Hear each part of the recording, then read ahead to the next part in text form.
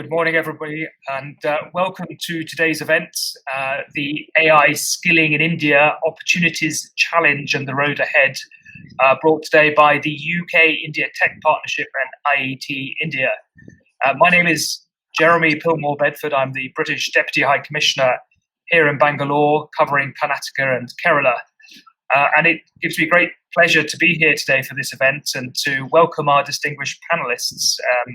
We have on the panel today Amit Goyal, who's the head of India and Southeast Asia for edX. We have Dr. Jayjit Bhattacharya, who is the chair and IET Format Focus president. We have Nadia Abayut, who's the founder of Affinia UK. We have Priya Lakhani, who's the founder and CEO of Century Technology.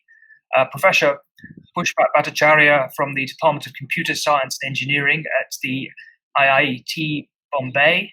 And we have Samir Dharanjani, who's the CEO and co-founder of Ekrate. And then later we have other people speaking, Dr. Gopichand Kataraga, Anita Kaveri, and Shekhar Sanyal. So it's going to be a good session today. Let me just say a little bit about the background of the UK-India Tech Partnership. This is a vision that came from your Prime Minister, Prime Minister Modi, and our then Prime Minister, Theresa May, when Theresa May visited India and Bangalore in 2018. And the idea was to have a strategic tech partnership for leveraging the potential of emerging technologies to support innovation, growth and jobs in both of our countries, and recognizing the great strengths that both the UK and India have in the tech sector. This tech partnership initiative supports the development in India of tech clusters through promoting links with international counterparts and centers of excellence, including those in the UK.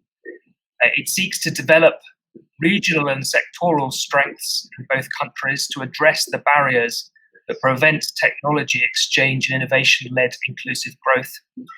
And the current focus is very much on AI and data science and the future of mobility. The AI and data science program is designed to catalyze innovation and technology that will drive inclusive and sustainable economic growth, help create job opportunities and poverty reduction here in India by supporting entrepreneurs, SMEs and startups across India's digital technology ecosystems, with interventions that aim to enable more citizens to access the growth and development benefits and the digital technology can bring. As a first initiative, the AI cluster aims to build skills in the AI sector through a series of learning sets. This upskilling series aims to bridge the gap of skilling between the industry and academia and support the growth and development of AI professionals. This capacity building program aims at providing industry-ready skills that are available for job creation. In June this year, the UK-India Tech Partnership team from the British High Commission and the Institute of Engineering and Technology carried out an independent study on AI skilling in India as part of their joint initiative to accelerate AI skilling and the adaptation in its adaptation in India. Further to that study, we are here today for a roundtable focusing on AI skilling in India, opportunities, challenges, and the road ahead, featuring the experts from India and the UK to discuss the key findings of the study and to evolve a roadmap for AI skilling here in India. I'd like to welcome you all again for this event and really look forward to the roundtable, and I hope that you all enjoy it and get a lot from it. Thank you very much indeed. Thank you to the British High Commissioner, Jeremy, and IET. First, I want to welcome everyone. It's a great discussion to be talking about AI in the time when we are looking at a massive shift, a tectonic shift in the way work is going to happen into the future. And many parties, including the government, the academia, and the industries, are discussing this topic. So it's a timely discussion, and I'm happy that IET and the British High Commission, through the India-UK partnership, is undertaking this activity, both the study and this discussion today. I am the trustee of IET UK, and my presence here is in that capacity. So let me take this opportunity on behalf of IET to discuss this topic. And as a start, I would like to talk a little bit about IET's role and why this is important for IET to be talking about AI skilling. IET is working to engineer a better world. That is the strategic framework for IET. And as part of this, um, the role is to inspire, inform, and influence the global engineering community. The stakeholders there are both practitioners and the industry. So there's an opportunity here today to be part of that discussion. But also longer term, I would encourage everyone to explore what IET brings to the table, and what you bring to IET, and what you can bring to the IET, and contribute to the fraternity of engineers. And also, IIT's role is to support technology innovation and meet the needs of the society, both from an academic standpoint as well as from a societal standpoint. And hence, skilling is extremely critical. And the role that IET plays in this area globally is to connect these areas which I mentioned, which is practitioner and industry, and academia and society, to engineering. I would like to also share with you my thoughts around AI and where we are headed, and where we are headed as a country. And I've been fortunate to very recently be part of a thematic group helping the government frame its science and technology policy 2020. And within that, I've had the opportunity to both play a role as a industry leader. Yesterday we had a discussion with the principal scientific advisor's office, as well as more specifically in a thematic group around data and regulations. The theme that I would like to leave you with is that India definitely can create a unique spot in innovation history, and it can do this in multiple ways with AI.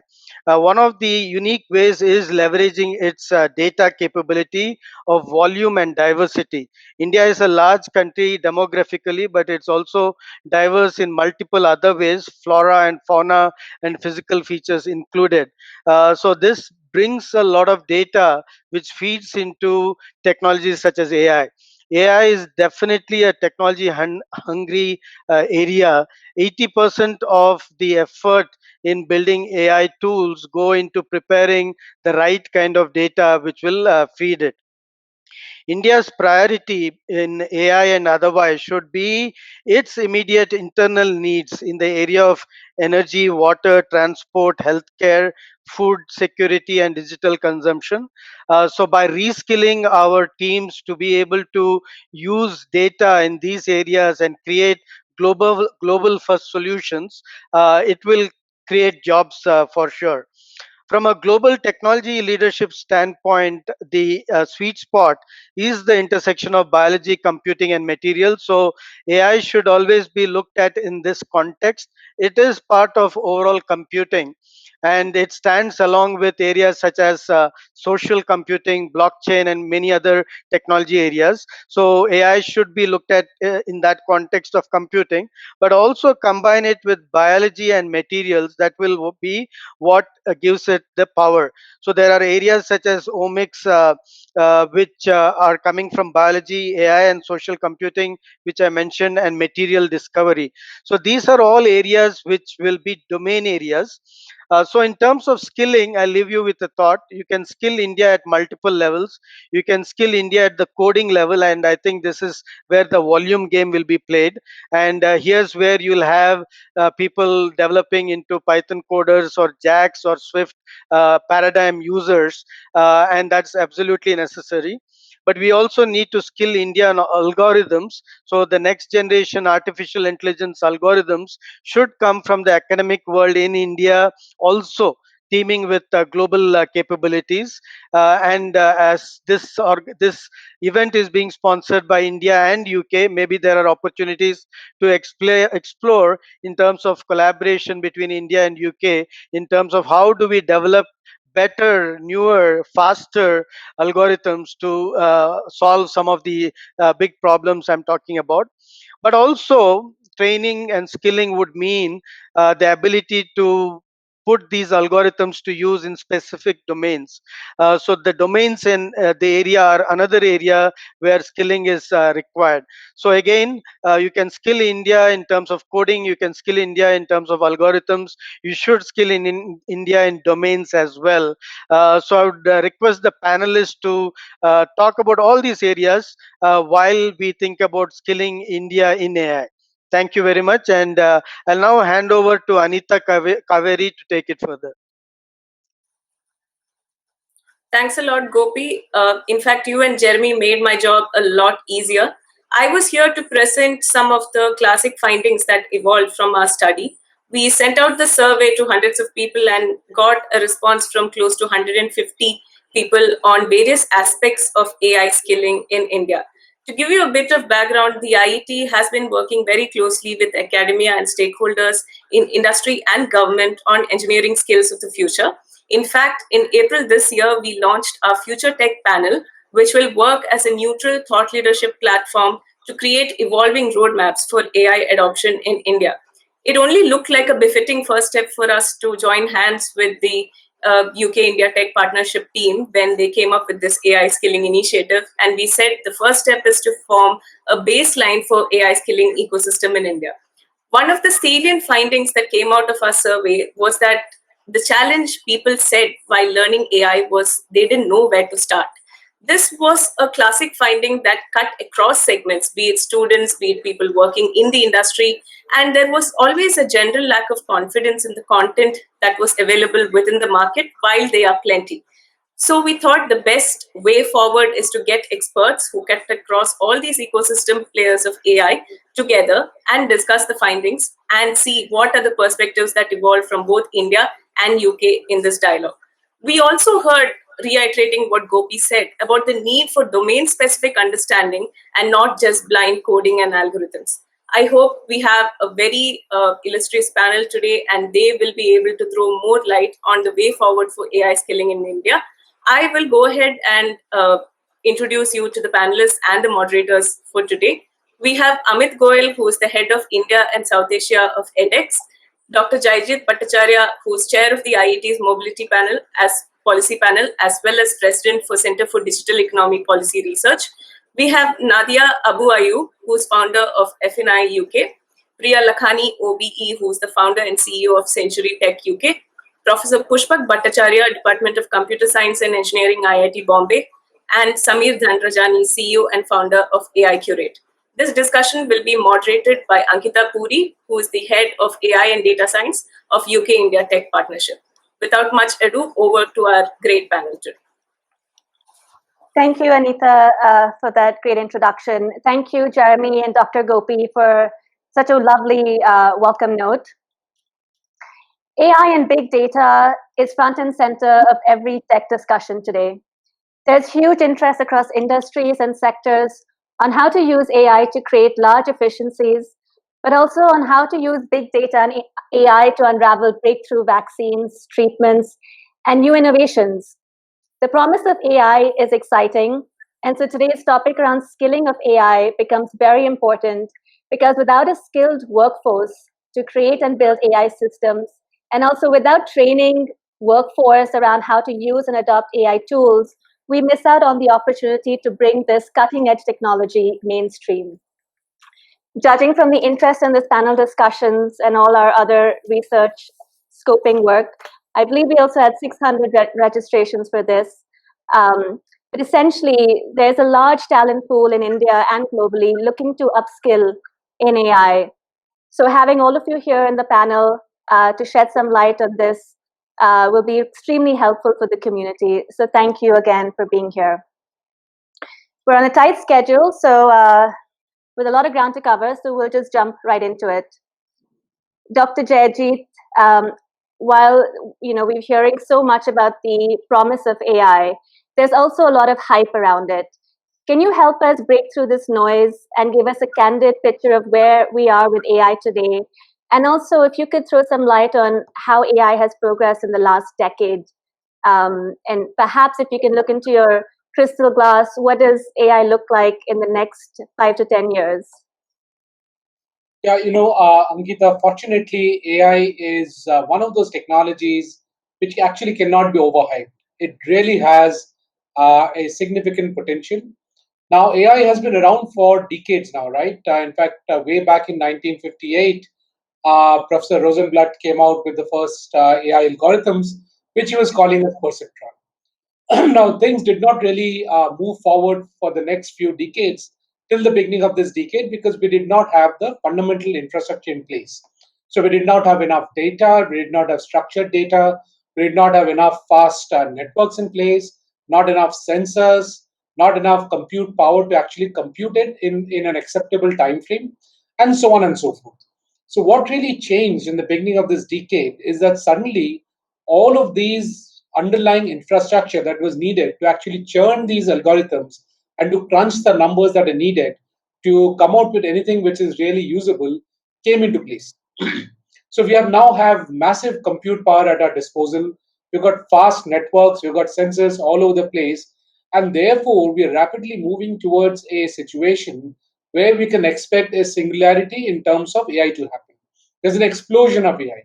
So from the beginning of this decade, we have been seeing that AI is being rapidly deployed for many, many things. And as Dr. Katragada was mentioning, AI is being used for all kinds of things, from healthcare to natural language processing, and you name it, AI is being used for it. In fact, it's not very far away that we can have AI actually figuring out new drug molecules, at least new chemical entities which could be good candidates, because they can really go around and search through the plethora of existing knowledge base and see which are the chemical entities which are already marked as toxic, which are the chemical entities which will actually lock in with the protein which needs to be addressed, and so on and so forth. And that goes for every single sector that we have out there. And therefore, there is expected to be an explosion of AI. And therefore, my initial comment that you can't really overhype AI. If you look at the current situation, if you want to open a car door, can the car figure out that you want to do it based on your actions, based on the fact that you're moving towards a car? Answer is absolutely yes, it could possibly do that. And therefore, in every area of life, you'll have AI coming in a very, very seamless manner. Pretty much like when you pick up the phone and you do a booking, you don't realize it's actually going through an IT system. It's become part of life. You'll be surprised if there is a person on the other side who's picking up the booking. Similarly, it will be, and we already are in that situation where AI is very much embedded in our way of life.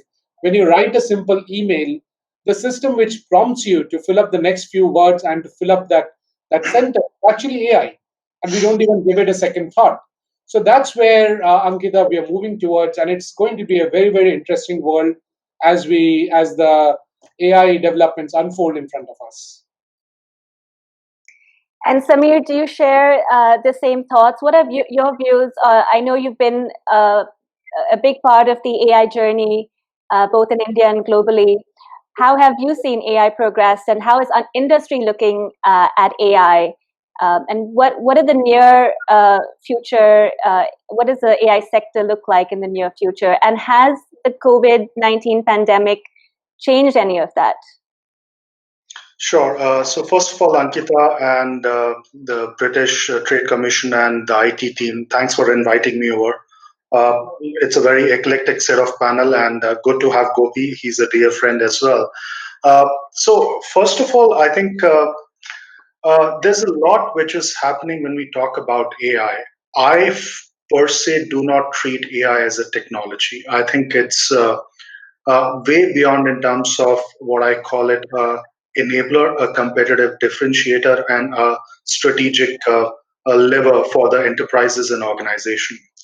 Now, let me answer what's coming next. As Jagjit also mentioned about the whole proliferation of AI, one, it's imminent, and I think it's stable state that AI is becoming pervasive, smart, and embedded within the DNA of the organizations. I mean, irrespective of whichever industry segment.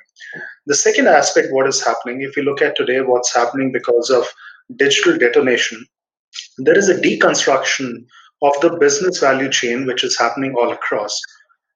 Banking is being challenged by fintech, retail is being challenged by retail tech, and insurance by insurtech, and multiple other industry. Now look at the fundamental underpinnings of all these industry. It's the set of algorithms which is playing the trick over there.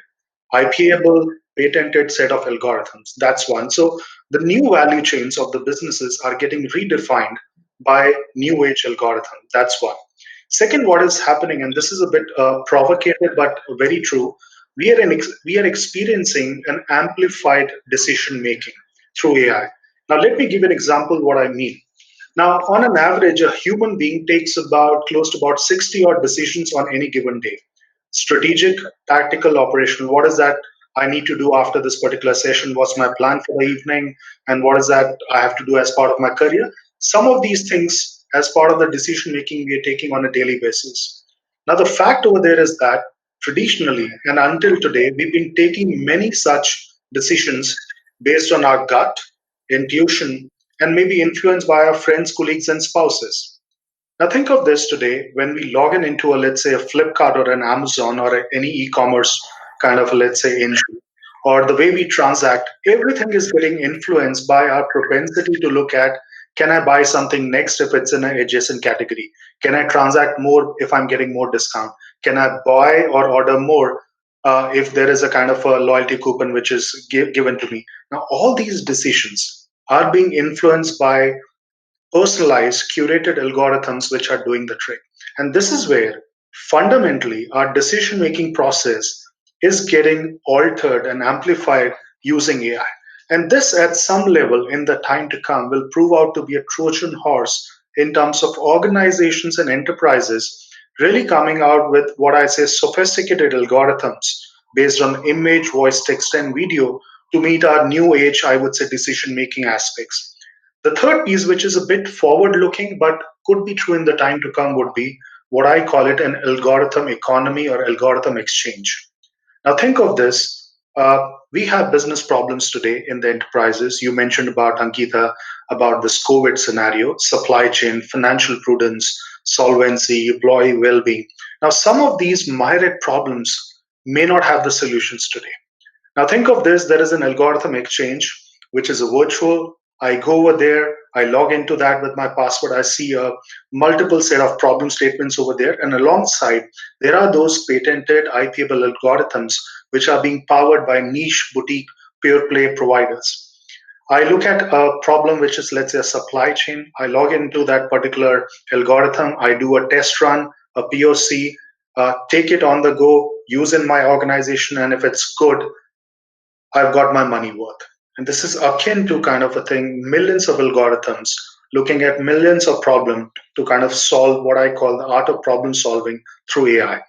In our own backyard, if we just talk about, and Gopi mentioned about some of the key things which is happening on the AI side in terms of this whole use cases in India, I just want to give two use cases which are what I call AI for good and how India is leveraging AI to solve large, complex, unresolved problems. The first one is about our Indian judicial system. Now, I just want to give you some numbers. There are close to about 33 million legal cases in India. An average pendency of the legal cases in India is about 84% of the legal cases of these 33 million are on an average 13 years in terms of pendency. 74% of a lawyer's time gets spent in terms of finding the correct section or the subsection of 521 Indian Penal Acts. 74% of the time.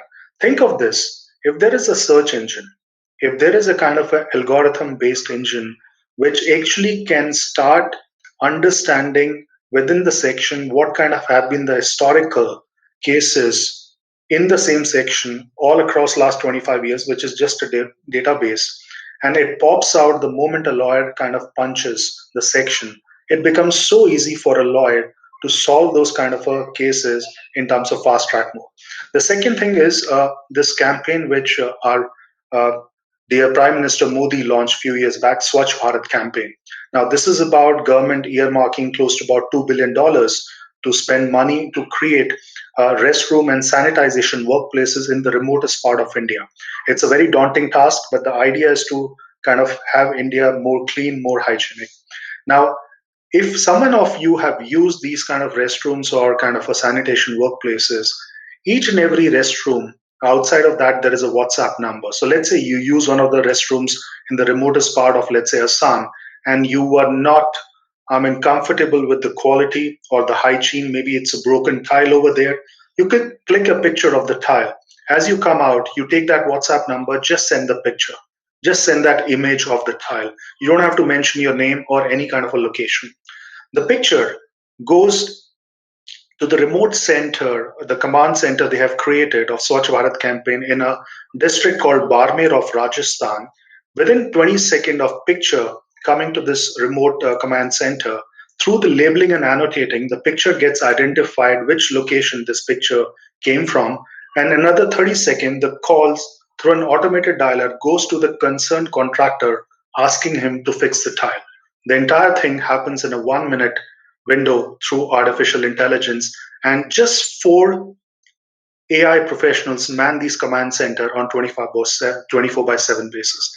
This is exactly what we're talking about, how AI today and in the time to come could solve large, complex, unresolved problems. Thank you. Thank you, Samir. It's such a fantastic way to really see AI in the real world through the examples that you've mentioned, both at the industry level, but as well as government initiatives that we see today. Now, I want to bring the discussion back into skilling, and sort of we've seen on one hand that AI adoption and the AI sector is accelerating at a really fast pace. I want to bring the discussion back around skilling to understand, how is skilling keeping up with the industry demands of AI? So can I get Dr. Pushpak Bhattacharya in here to give us your thoughts on this? You've been in the AI skilling space, building AI curriculums at premier universities like IIT in India, but also been practicing and teaching, in premier universities globally. What are your thoughts on where we are with AI skilling today and whether we are keeping pace? Okay, thank you, Ankita, and thanks to everybody for giving me this chance of participating in an extremely important and timely event.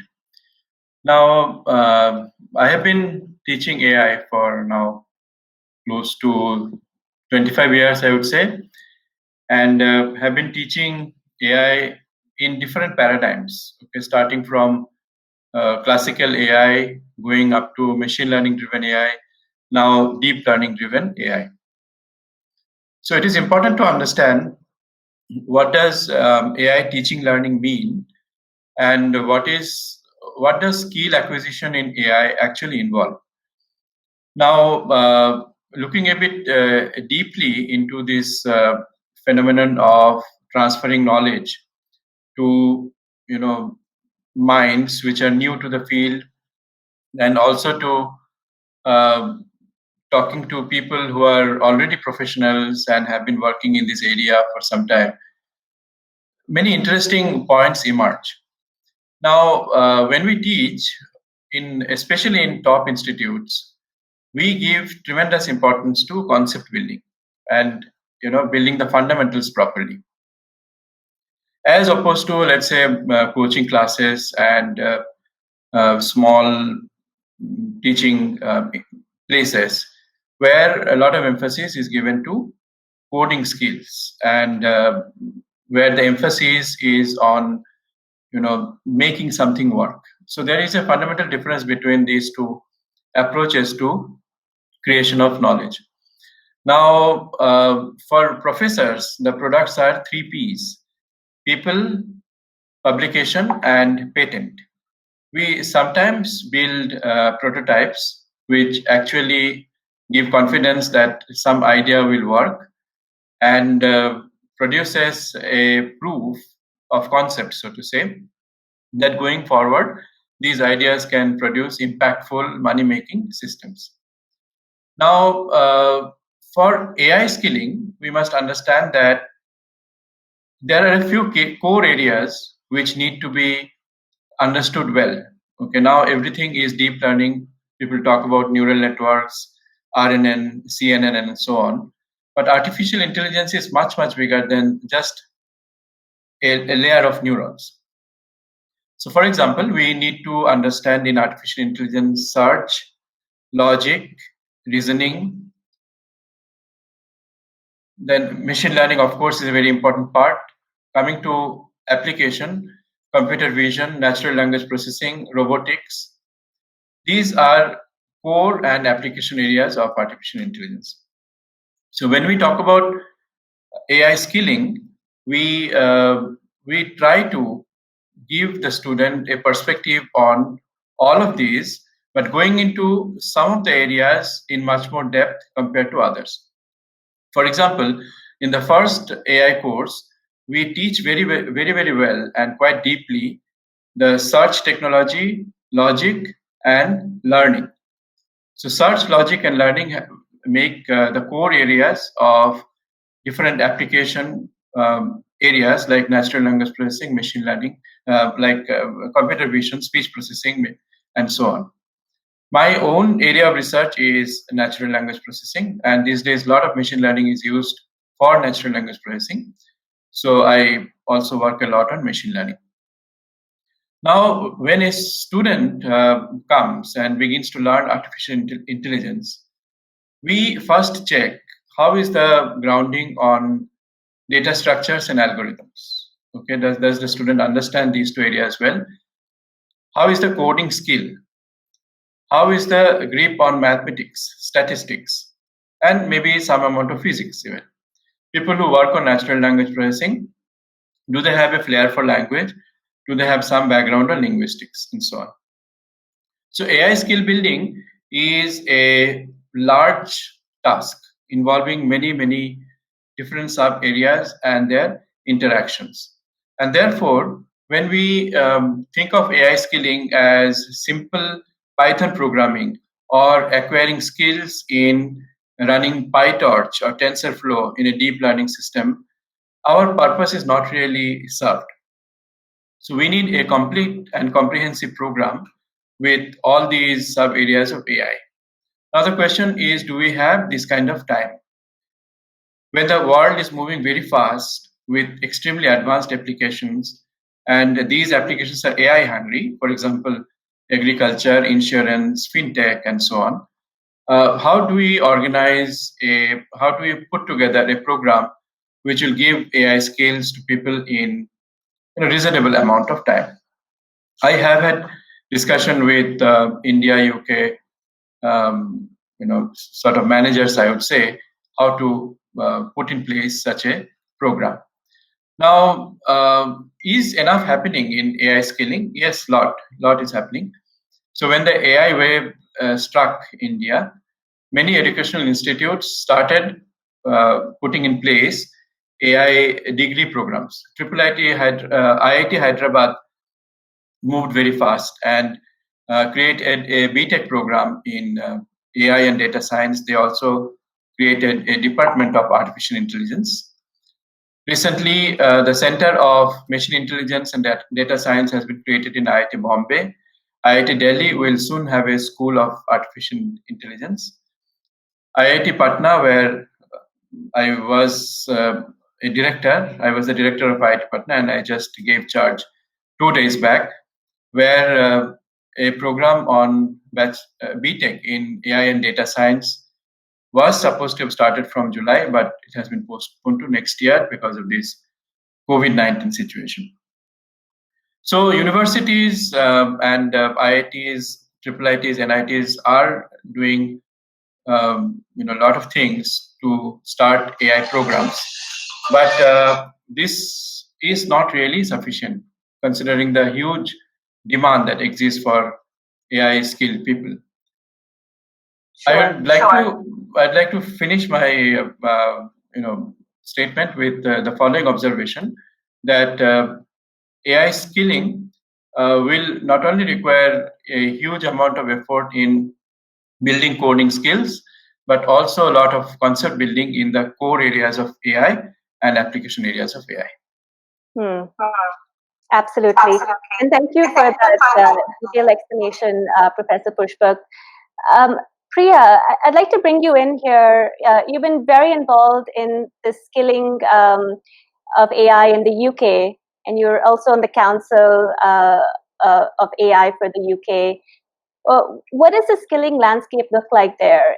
And can you also speak about, what is the modular online courses versus academia? What are the two different approaches in the UK, and do you see both of them taking off at equal tangents, or is online curriculums taking off much more in the UK? Thank you, Ankita. I just want to say thank you to you, the panel, Mr. Deputy High Commissioner, for having me. I'm very excited to be talking to India, being British Indian. So you have 1.3 billion Indians, and you all fall into one of the three categories where you're either building AI, you're working with AI alongside it, or you're going to live with AI. And so in the UK, we make no apologies for our ambition in becoming a research superpower, but we recognize that not everybody's going to be building neural networks, not everybody's going to be looking at machine learning. Some people just want to understand how to live alongside AI, how to understand the benefits, the opportunities, the risks, the ethics involved.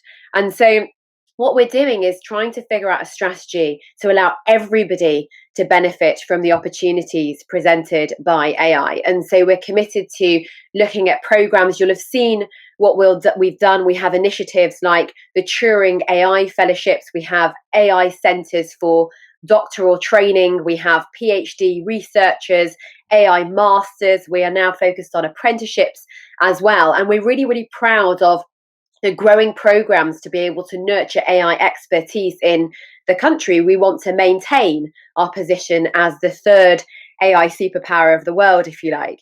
But what's also important, as I mentioned, is that aspect of upskilling, reskilling, and lifelong learning. We need to ensure that every citizen that is in a country that's a friend, where we've got UK AI partnerships, for example, with India, that they understand the benefits of this technology, as I said. And so at Century, my company, we've been working with children. We work in primary and secondary education. I see that a question came from Upasana Devan, assistant professor, asking about how can AI be used for the benefit of educational institutions. I noticed my internet was unstable, so I hope you managed to catch that. But how is AI used for the benefit of education institutions? We can use online technology, to your question, Ankita, to ensure that we're using AI as an online technology to actually upskill about AI, whether it's to general citizens, or whether it is to actually doing machine learning, neural network, etc. sort of courses. So I think there's a lot that we're doing here, and we're developing that strategy. And Indians will have seen, hopefully, yesterday in the news, that what we've also done in the UK, because we encourage diversity, we want experience in the country, we want to work with India. We've also extended the visa program for doctoral students here. So if there are Indians who want to come to the UK, go back and forth, and develop some of their research expertise, increase research and development here, then that's something that we really welcome. So we make no apologies for our ambition as a small island, as a country. We punch above our weight, but we also recognise that there has to be a short, medium and long-term plan when it comes to artificial intelligence. The esteemed speakers before me have spoken about this tremendous opportunity, that it should not really just be described as yet another tool, yet another technology. There is so much more that we can do. I think what we want to do though, is we want to ensure we level the playing field. We can use this technology for the first time to truly increase social mobility. If we think of the Indians, whether we're thinking in Mumbai and we're looking at slum areas, we're thinking about NGOs, and we're thinking about financing, we can start using this technology to truly, allow many people, many more people than ever before to receive a top tier education, a top tier personalized education. That's what we focus on at Century. And we have large schools chains, for example, like City Montessori School in India. There are several Podar who use this technology with children. We can then use the technology to upskill, the rest of the chain when we're thinking about young adults and adults alike. So this is a huge opportunity. We must continue to work on how we can work with India. And I think the UK is really, really excited about continuing a fantastic partnership that has already been set in stone. Wonderful. Thank you for that, Priya. I'd like to bring in the conversation of AI skilling from the industry point of view. Samir, Nadia, you've been talking to industry, you've been recruiting AI talent into the workforce from the industry. Okay, Samir, do you want to pick that up? Sure, Ankita, and I think it's a very relevant question. On one side, and I treat this question more like a dichotomy, because on one side, we have a buoyancy around AI, the whole, what I call the art of possible with AI. On the other side, there is a huge gap what we are talking about. And let me give, or rather substantiate this thing with the numbers.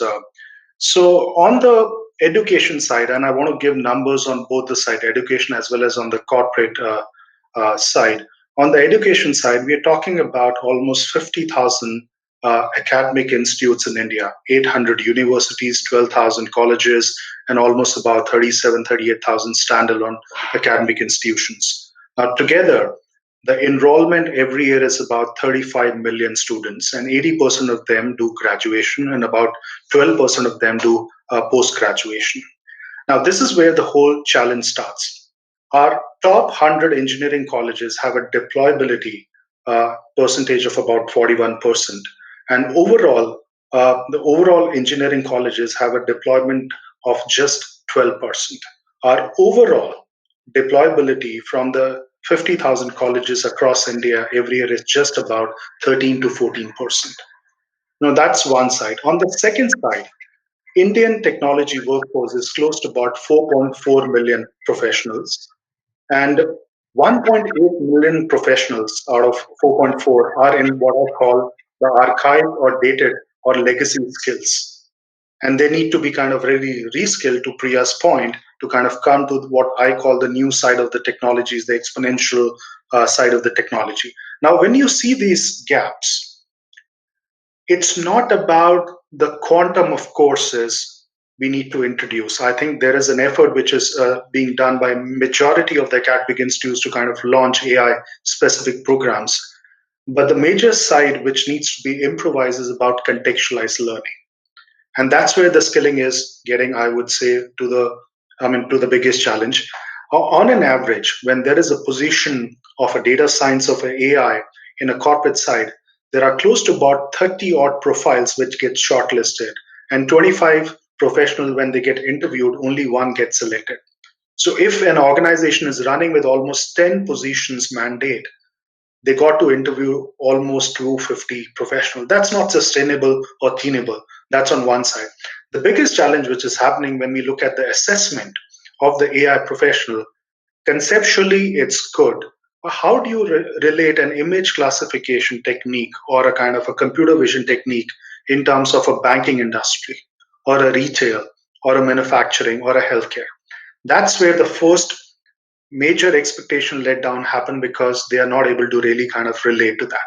The second aspect is that I think as a part of reskilling effort, when I talk about contextualized learning, we got to also inculcate what I say, a culture of really going and making all these professionals who are reskilling or upskilling and the students to get onto the Kaggle or the GitHubs and other coding platforms. I think that's where the rubber hits the road, where we are talking about some substantial body of work they capture in terms of what's the problem statement, how do they solve using the best or the topical AI techniques, and what's the business impact or a probable output. I think that chain in terms of skilling needs to be completed to make the AI workforce more deployment ready and maybe better prepared for the future. Absolutely. I couldn't agree more. And on that note, we've seen a lot of the online platforms, online skilling, online education platforms really take off in the last few years. And I'd love to bring in Amit here to really talk us through, why are we suddenly seeing such a success factor with these online tech platforms? Is it because these startups are far more agile in skilling for these highly cutting edge technologies, or is it just because people like the convenience of consuming bite sized content and upskilling themselves online in the comfort of their own home? So Amit, would love to hear your thoughts on this. If you could share your insights. Thank you, Ankita. Thank you so much for having me here. It's a pleasure to be on such an elite panel. There is so much that I've learned today. There are so many applications that I've learned today. I'll jump onto a specific question on why are there so many online platforms who are coming on to teach skills like AI? Well, people sell whenever they spot a gap or something is too hot and emerging, they jump onto it. And AI off late is a huge buzzword, and everyone is trying to get a piece of the bandwagon. And why shouldn't they? The clear gap is you look at the dilapidated state of our education system. As my colleague was just telling, that it is so difficult for an organization to hire an individual who is job ready, especially in the terms of AI. In fact, there were numerous reports of late that said that 80% of the engineering graduates in India are not employable. The reason is our education system is absolutely regulated. It's highly regulated. 80% of the brick and mortar colleges, they do not have the adequate facilities to even teach the basic AI, or let's say the traditional skills in programming languages, or the core engineering skills that make these students employable. Many colleges, they even struggle to recruit students. They're shutting their shops, and the students who are studying at these colleges, they know that there is absolutely no chance for a campus placement. Now, for example, if I enroll into a BTech program at an average college today, my 4-year curriculum is already defined. It tells me what I will be learning for the next 4 years, leaving little to no scope for agility. And by the time I will graduate, my knowledge is already redundant. I'll not be classified as someone with job ready skills. Now, this particular gap is attracting online platforms like edX to impart their in-demand and on-demand in-demand skills on demand. There are many players in this market. Some are offering programs which are 3 to 6 months long. Some are offering online labs. Some are offering tinkering solutions. Some are offering short-term certifications, and some are offering integrated degrees. We at edX, we are doing it all. So, for example, at edX, being a Harvard MIT company, technically a part of MIT, we are in the helm of learning. And what we intend to do is we want to make AI and learning a whole modular, gives you hands-on and ubiquitous approach to it. For example, if someone wants a learning path, right, they can take a specialization on artificial intelligence, which will have courses ranging from foundation level to application level and capstone project, talking about artificial intelligence to neural networks to cognitive sciences, automation, CGI motion, robotics. We cover it all. If you're looking for a fully online degree, these are also available on the platform. If someone doesn't really wants to commit to a fully online degree, they can just take one semester of it and complete it online. If someone doesn't really wants to commit an entire semester, they can just take one course of it, and they could complete their learning. So what we're trying to do is to make really education, and especially in the field of AI, make it more modular. So even if someone who is at the remotest corner, of India or around the world, they can take an artificial intelligence course from IIT Bombay, or let's say IBM or MIT or Columbia, and they could make a living out of it. What edtech players are also doing, and I could talk for edX, is we're also trying to stitch the ecosystem. When we're talking about any upskilling, one has to think about the academic and professional recognition associated with it. For example, if someone completes a course or a micro masters on artificial intelligence, let's say You want to learn artificial intelligence from edX, go onto the platform, learn absolutely free. If you enroll for a MicroMasters program, you will be able to classify yourself as a subject matter expert. You will get complete knowledge about the AI as a subject. Uh, and tomorrow in the future, if you want to get a fully, let's say, on-campus degree in artificial intelligence or computer science at Columbia, then whatever you have learned online, you will get university credits for it. Uh, Another aspect of education or any skilling is the employability potential. As my friend just mentioned, that corporates are struggling to hire job-ready talent. Uh, EdTech players are working closely with, I would say, most of the technology-backed companies around the world. edX, for instance, we are working with companies like HCL, Mahindra, Tata, IBM, Genpact, and these companies, they use online courses from edX and different vendors to upskill their existing workforce on emerging technologies, including AI. Some of them have even gone to an extent. For example, Tech Mahindra, they have identified 10 areas emerging technologies, including AI, ML, robotics, and say anyone in India who completes one of these programs on edX will be granted, a guaranteed interview opportunity. So I would say this is the extent of recognition and credibility that we are providing to the learners, the tech companies are providing to the learners. This is one area wherein a traditional system are failing us, and that is where edtech players are actually able to make a dent. Thank you. I'm going to go to Dr. Jayjeet. I know you have to leave shortly. So I want to bring the question to you, and this is really around skilling of AI for the non-STEM cohort. We heard from speakers, Priya and other speakers, that spoke about the need for the larger ecosystem to understand AI, to understand how to use AI as a tool, and to really bring them mainstream into this technology that's going to really sort of take over a lot of sectors and a lot of aspects of the industry. What are your thoughts around the skilling of this demographic, and as a policy and working with the government, do you see any initiatives that are taking place? Over to you. Ankita, very, very good question, because that's unfortunately an area which is not really been focused at. Because most of the skilling is actually on the hard skilling of building the AI. But when you are looking at just plain surviving as a citizen in an ecosystem which is fraught with AI, imagine the kind of social engineering based assaults that can happen. If an AI can figure out that you're going to write some sentence in the next second, it can also figure out many other things about you.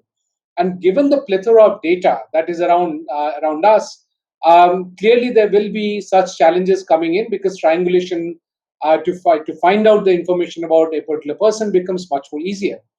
But keeping that part aside, because that's more about a general awareness, we have not even have programs around teaching our children on how to survive in the cyber world. So we have a long way to go in teaching people in general on how to survive in the cyber world as well as in the AI enabled world. But also there is a whole large number of people who will end up becoming simple managers, right? They will have to come out with new processes. You have the whole robotic process automation, which is essentially based on AI. How does one figure out that what is the kind of process you need to make? To take an example, if you're designing a smart city, you'd like to make sure that people are able to wake up based on the timing of the flight instead of based on a particular timing. So if your flight is supposed to leave at 7, it takes an hour for you to reach the airport, then you back calculate and say, okay, let me put the alarm at 6 o'clock. But if the flight gets delayed, how is that going to talk back to your phone? How are you going to wake up at the right time? And how is it going to actually inform the cab that you're supposed to come up in this person's house at the right time? And you get into that cab, and that takes you to the airport. So all of that orchestration needs to be done by people who understand AI and processes, and not necessarily about people who are going to actually build that system. Also, there are issues around the regulatory side. What if something goes wrong? What if that alarm did not go off at the right time, and there was something wrong in the way the AI was built up? There are regulatory challenges to it. do we have lawyers who can actually step in and create the right kind of frameworks and right kind of contracts which are going to put the liability on the right set of people? Is it the algorithm which is liable? Is it the company which is selling the algorithm which is liable? Or if it's put into a car, is the car liable? Is it the driver or the owner liable? So those are regulatory issues that needs to be built in, and therefore we need to have a whole bunch of lawyers who are skilled in that area. Now, if you look at even an area like history, there's a whole bunch of AI that will go into history. We already see LIDAR being used along with AI to figure out civilizations that are being found out using that kind of technology. And clearly, AI will be getting into history, into music, into art. And you notice that musicians who have been able to adopt technology much earlier have been able to come out with excellent music. And therefore, if you take that forward, musicians who are able to adopt AI will be able to come out with even better music. And therefore, those are the kind of trainings that we need to put in. And we are a long way off in bringing that kind of a skilling infrastructure into our society and into our education system. Very interesting. And on that note, I think it's a good time to segue into the discussion around the ethics and bias within AI, especially in the backdrop of what's happening in the US. And we're seeing, large powerhouse technology companies like IBM, for example, that are holding off the deployment of their AI platforms around facial recognition, given what's happening today, and the inherent bias that can essentially be within an AI system, whether it's consciously created or not. So I'd love to bring in Priya into this conversation here. How important is it for us to really bring ethics into the curriculum of AI when we are teaching AI, and also in the industry as well, creating those new jobs around ethics managers and data managers that look at biases within the AI system? This is one of the reasons why, as CEO and founder of Century Tech, which is the leading AI in education, we co-founded the Institute for Ethical AI in Education. It is absolutely important to ensure that we look at the ethics. We look at the ethics from algorithm bias in machines, particularly when, for example, a machine in education, that is recommending pathways like we do for children. So children who use our system, they go to school, they do better at school, that's great. What happens when a machine starts recommending jobs? Does it only recommend certain jobs to certain individuals? How does that work? I think there is definitely an ethical, moral responsibility for companies to ensure that they are looking at how their systems are engineered. Part of that is diversity. If we have a real problem, and this is a global problem. We accept this is an issue in the UK as well. If most of our engineers are male and not female, how does that represent a diverse set of the engineering, if you like, to represent society as a whole? So that has to be taken into account. There are a lot of tech companies that actually would be quite happy if this area was regulated, but obviously regulating something that's global, that can be scaled globally very, very quickly, is a really big challenge.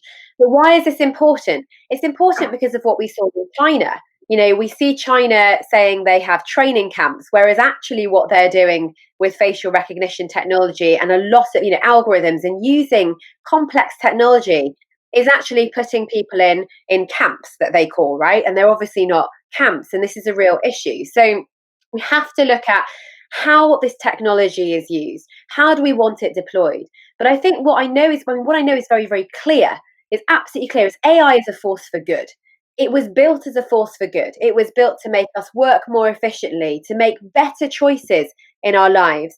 But we have to teach about ethics, because if we don't, what we could end up with is a complete portfolio on our devices, on our mobile phones, of persuasive technologies, and persuasive technologies that essentially lead you down only one garden pathway.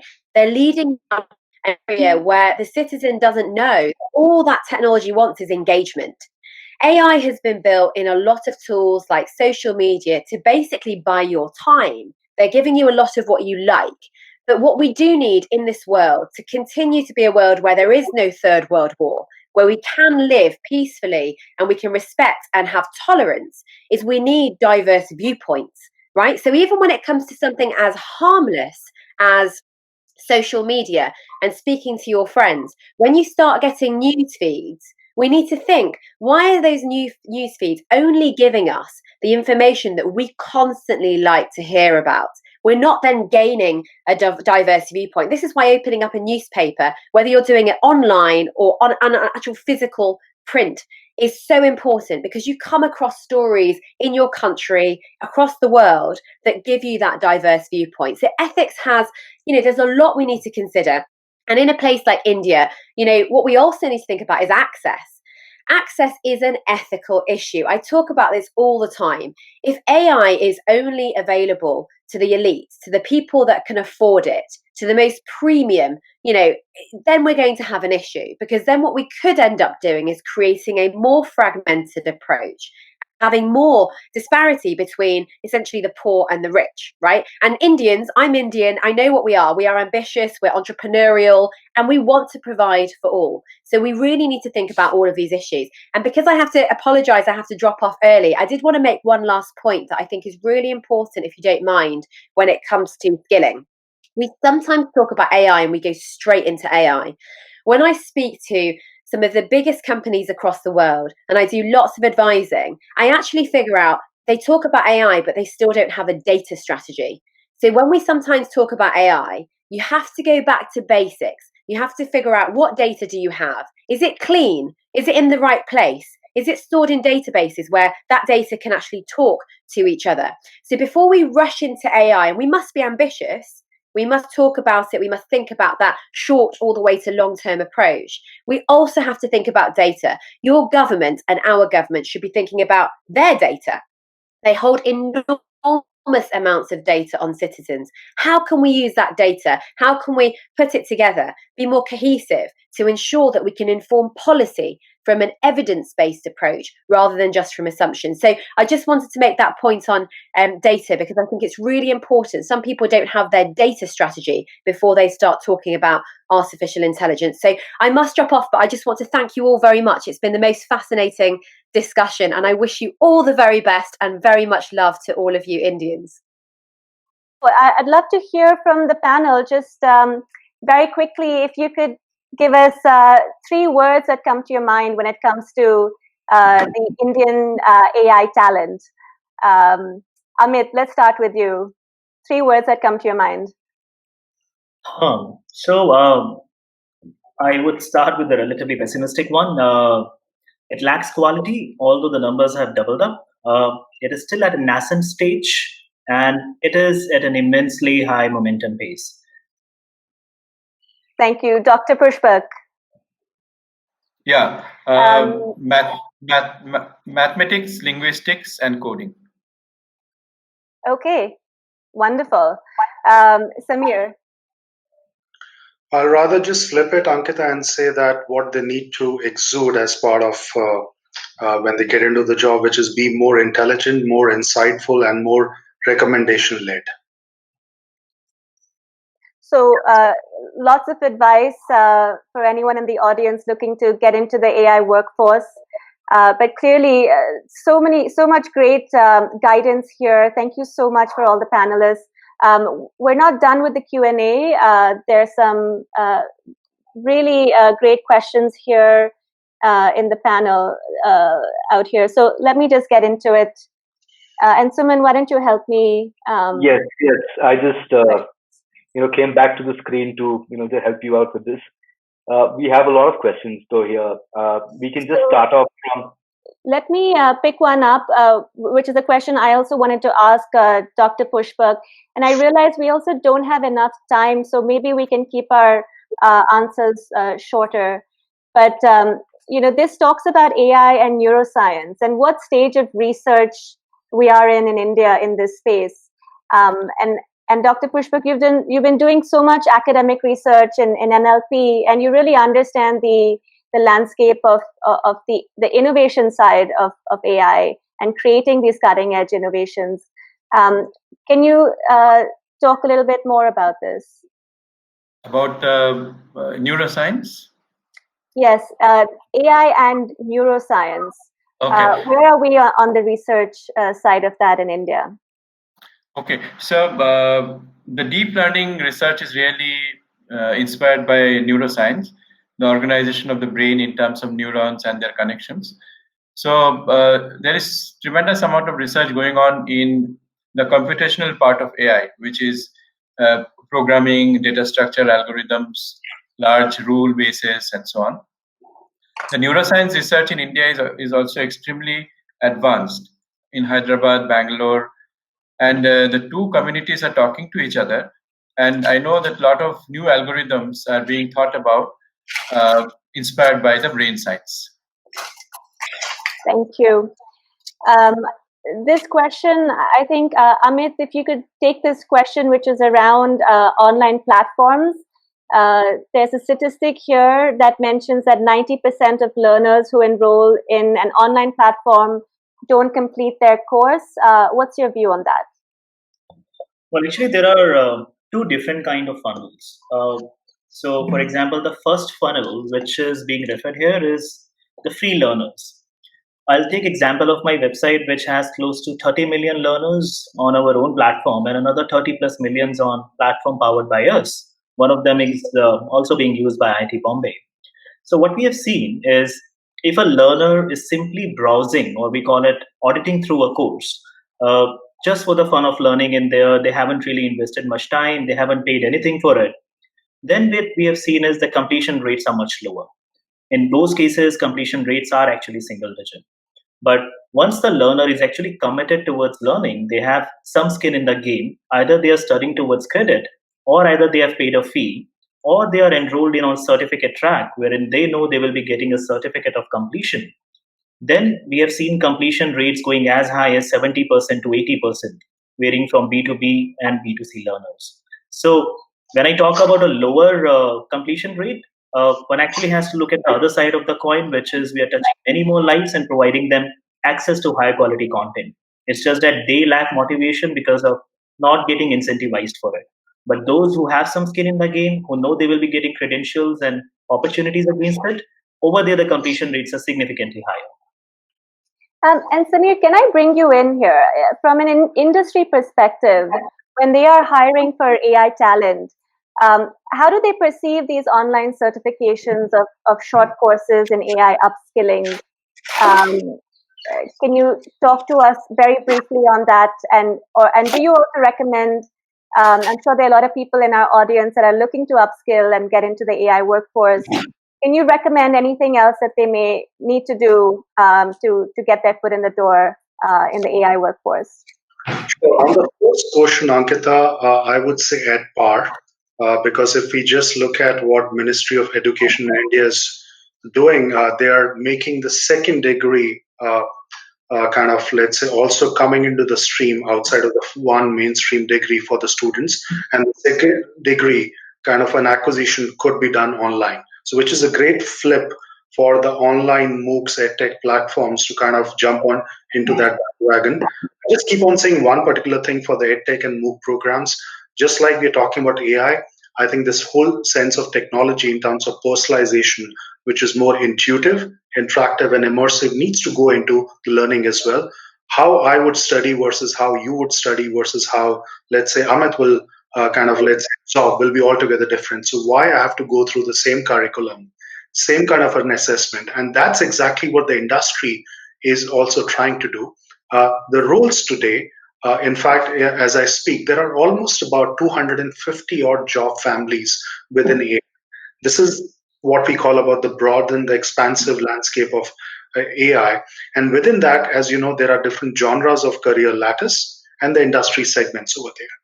But if we take a few, I would say, criterias, one is this whole art of problem solving. How do you correlate in terms of explaining to a prospective employer how does an algorithm work in the real world kind of a scenario? And The other misconception which many of the aspirants go through this particular AI, that everyone would be mandated or tasked with kind of building algorithm. No, that's absolutely not possible. Only the best and the few go around in terms of making that journey. But the other side, which is about data wrangling, data engineering, the whole side of assimilation of data, what Priya was talking about, gauging the right quality, there are immense possibilities and roles which exist today.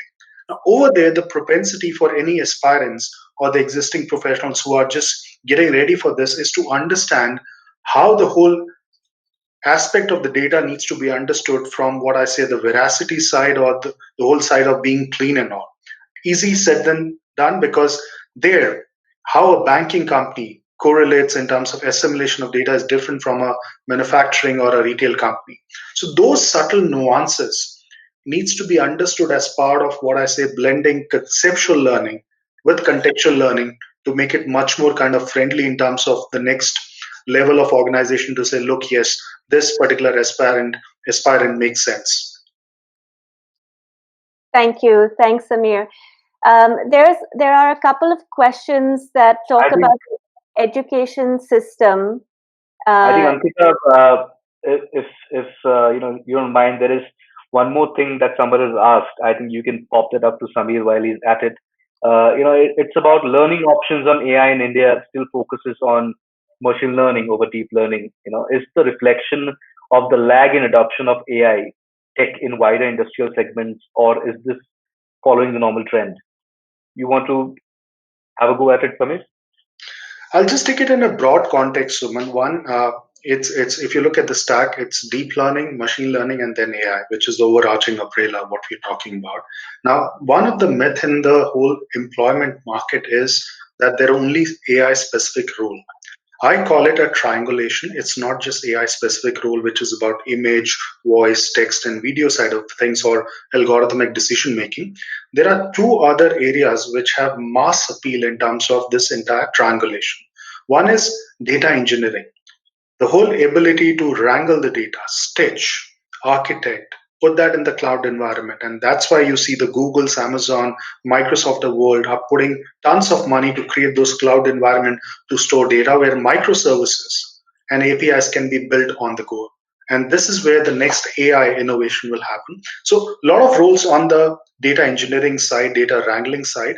The other side is which is often not talked about, is what I call behavioral science, design thinking.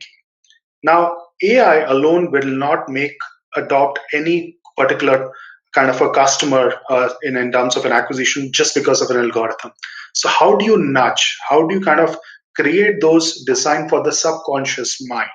Is very important. That's why there is an amalgamation which is happening, which is what I call AI, engineering, and design coming together to create the next level of not only innovation and transformation, but huge set of career opportunities on the AI side. Thank you, Samir. Yes, Ankita. I just want to take these. There are a couple of questions that both talk about how AI can help the education institutes.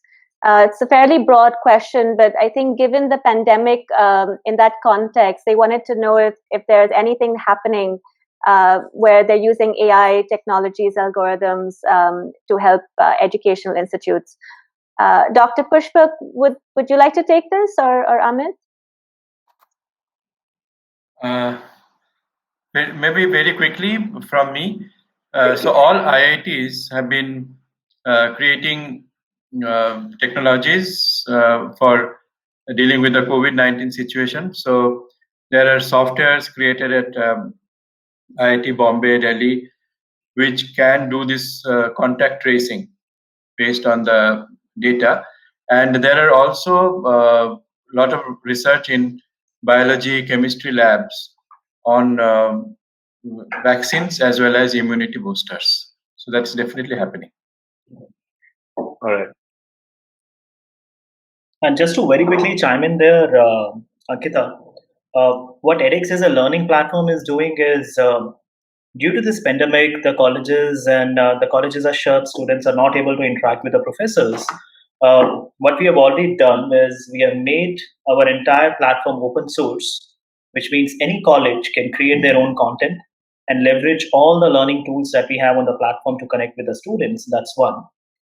Second is we have offered free certifications to all the accredited higher education institutes in India during the pandemic time.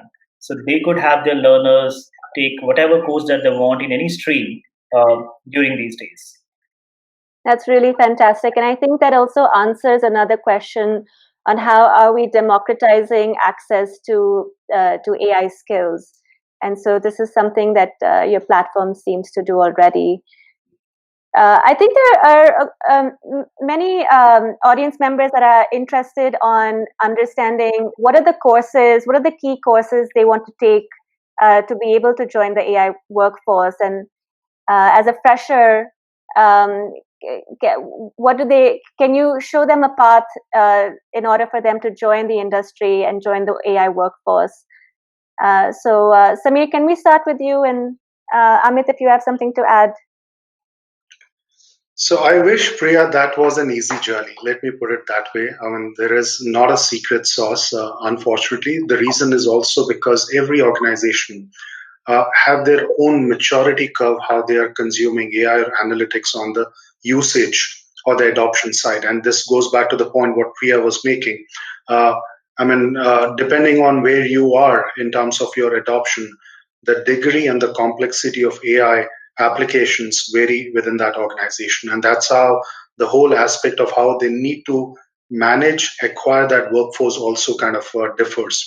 So one of the aspect which I call it more kind of a, let's say, table stake, which goes to the point is how many problems have you solved using disparate set of data? I mean, alongside the course or the programs, what anyone is taking, whether on the MOOCs or EdTech side of the world, I mean, can they contextualize solving those kind of, let's say, conceptual aspects with more kind of a data sets on the GitHubs or the Kaggle? Can they build their own scores on Kaggle, which comes as a validation back to the employers that, look, this particular aspirant or applicant is serious or is a cut above the rest than the other set of folks.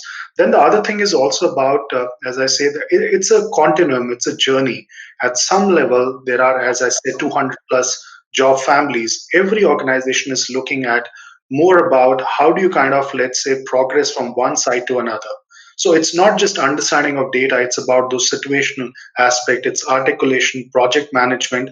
And let's not forget, I mean, almost 40 to 50% of the projects in AI data science gets aborted because it could be a lack of problem understanding from kind of a end client perspective, or even kind of a bad kind of a, let's say, algorithm getting created for whatever reason because of the variables. So over there, this whole life cycle of how what I call data aggregation to data wrangling to algorithm decision making to visualization gets built.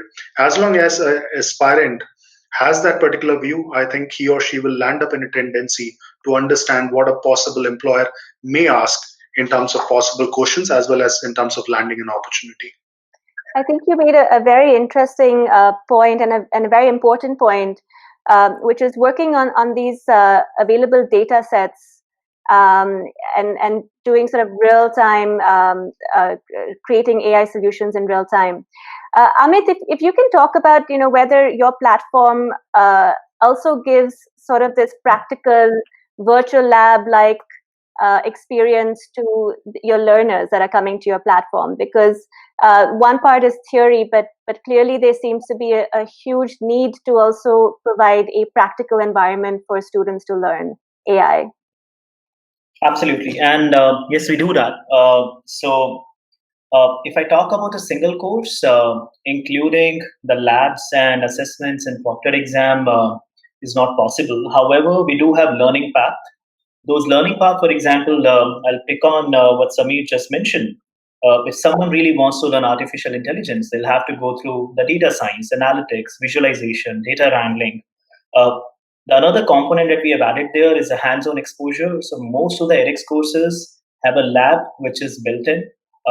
They have discussion forums through which they can have an interactive discussions with thousands of students taking the same course.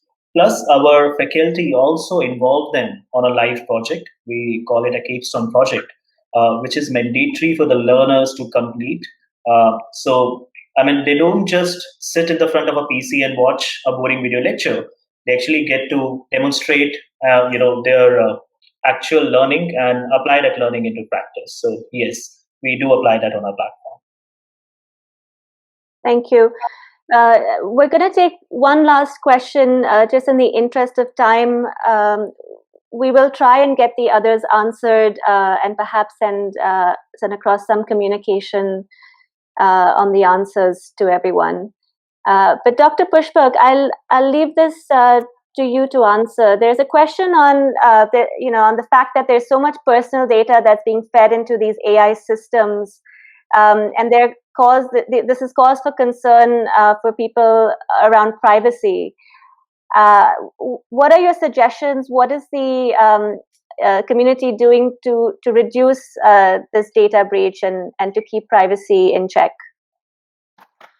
Okay, so we deal with this problem quite frequently. I work in natural language processing, and now the technique for natural language processing is really machine learning.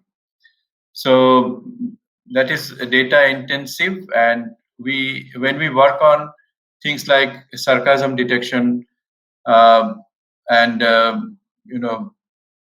detecting in political inclination, the turn of discussions, mindset, etc. We really have to anonymize the data obtained from tweets, social media, and so on. There is also a lot of work on text mining in the health domain. For example, we do work on adverse drug reaction. What are people talking about when a new drug comes into the market and when it is administered? What are the side effects? Many times there are privacy issues there. The final area where we have done work is judicial information extraction and machine translation in judicial domain. One of the speakers was mentioning the huge amount of pendency in judicial cases, where information extraction and machine translation are the bottlenecks. So all these are situations where data privacy is very important. So a very standard thing which is done always is anonymization. Anonymization itself is a challenging task. When we get this raw data, we have to sign various kind of declarations, and we have to run tools which do this anonymization very effectively. The other point is that apart from anonymization, privacy issues also appear in pictures, tonality, speech, database, and so on. And everywhere, there are many different kinds of techniques which are used for maintaining privacy. But I think the two important points there are anonymization and declaration by the researchers. Fantastic, and thank you. It looks like our time is up, and we need to bring the session to a close. It has been such a lively session, and we seem to have covered a lot of ground, although there's still so much more to cover in the area of AI and skilling. I hope for those in the audience that were looking to upskill in AI, this has provided some direction for you to start on that journey. We will be launching a virtual upskilling program and a hackathon in the coming months, so please do stay tuned for that. It's an exciting time for the sector, and we look forward to a flourishing ecosystem around AI innovation. I will ask Mr. Shekhar Sanyal, the country director of IET, to kindly close the session. Thank you, Ankita. And thank you, everybody. Thank you to all our esteemed panelists who have been here with us today. And we had a fabulous discussion. So thank you very much for that. It's a great start. And it's a first, but a very important step. And probably a sneak preview into what the IET and the UK-India Tech Partnership have in store as we go along in the future. You can see that we have been able to bring together a galaxy of panelists who are playing right at the cusp of where this work is happening. There will be multiple joint initiatives that we hope we will be able to bring together in terms of AI skills and curriculum, both between the two organizations. I'd also like to say that the IET had launched its own thought leadership platform, which is on future technologies. And we launched this bang in the middle of the pandemic in April. It was a virtual launch. And this event is the first event that we are doing out of the stable of the future technologies panel that we have launched. So you can expect a lot more AI-centric events and knowledge outputs more than around new future technologies, and this is just one of them. However, also would like to say, all the people who are attending, any of you would like to be part of this platform that we are working on, please do let us know in the feedback survey, and we'll get in touch with you. We'd love to create a platform where everybody is involved and everybody is part of this whole journey, very important journey of taking the AI bandwagon forward. So thank you once again to all panelists. Thank you to our partner, UK India Tech Partnership. And thank you to Ankita. And thank you to the team, which has been working behind tirelessly over the last 10 days to make this happen. Suman and his team, Anita and her team, and Surbi and her team. All the teams behind, as well as the team from the UK India Tech Partnership. Thank you very much. Have a great weekend. Wonderful to see you. Hope to see you again.